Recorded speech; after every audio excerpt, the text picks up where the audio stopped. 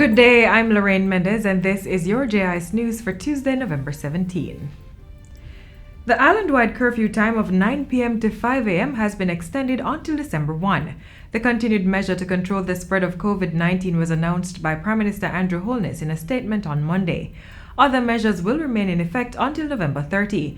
Among them are the 15-person rule for burial as well as the public gathering limit of 15 persons. So too, the provision requiring taxis to carry one person less than the maximum number allowed on their license. Also in effect is the pre-testing requirements for both residents and visitors under the Controlled Entry Program. This is in addition to the prohibition on funerals, parties, or events. At the same time, the age limit for the stay-at-home order remains at 65. Persons are also required to wear a mask fitted to cover the nose and mouth when in a public place, at the workplace, and on licensed public passenger vehicles. This remains in effect under the Disaster Risk Management Enforcement Measures No. 15 Order 2020 without an expiry date. Meanwhile, Prime Minister Holness says in 2 weeks he will announce measures to guide activities in December with emphasis on the Christmas period. He says Cabinet is currently assessing and reviewing the situation to determine the appropriate measures to be taken. Mr. Holness is encouraging all Jamaicans to strictly observe all the protocols and measures to control the spread of COVID-19 to save lives and preserve livelihoods. Government is considering adding more schools to its pilot face-to-face resumption of classes. Currently, 6,000 students in 12 primary and 5 secondary schools across the island have been attending physical classes on a 2-week trial basis.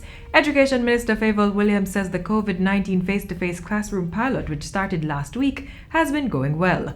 Once assessments are done, Minister Williams says a decision will be made on extending the program. We're going to continue to reopen schools, but we have to do it safely because we're still in the pandemic.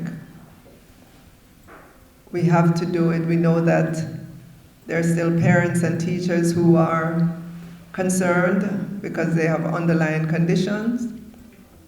And so we have to be accommodating. And that's why we're encouraging schools, even when your students are back in the classroom, to continue to use all the approaches. The Education Minister was speaking at the recent distribution of e-learning devices to students at Belfield Primary and Infant School. The students targeted were from grades 4, 5, and 6, and who are on the Program of Advancement through Health and Education PATH.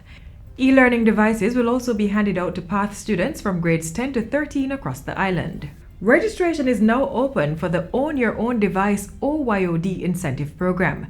Through the initiative, 36,000 students from needy families who are not on PATH will each receive $20,000 towards the purchase of a laptop or tablet. We will have a list of selected vendors that you can purchase these devices from, and the reason for that is we're aware that there are many substandard devices on the market, and we don't want you to get stuck with that, so we've done the work in terms of selecting vendors and negotiating prices with them.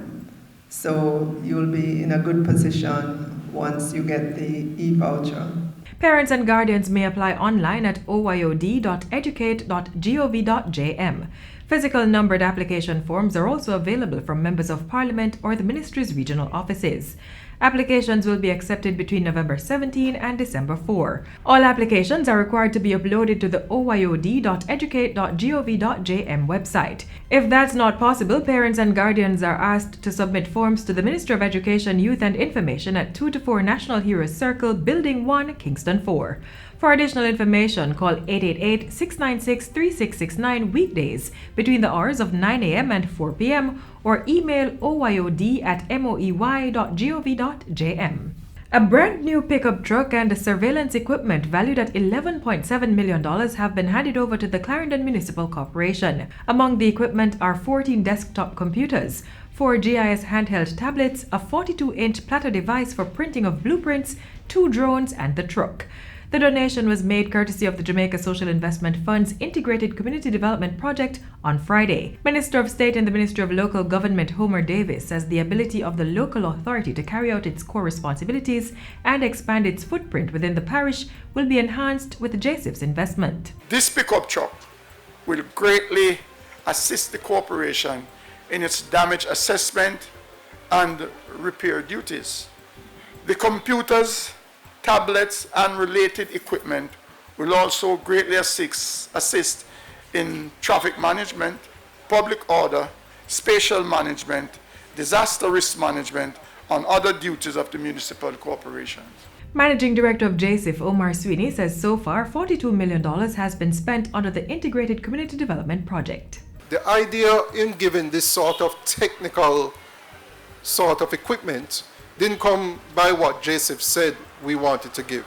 It was the engagement, as the chairperson had said before, with the council in describing or articulating their needs that would be needed to support our, if you want to say, our shared interests, right? These items came in terms of, if you will, improving the technology that the municipal council would have to work with.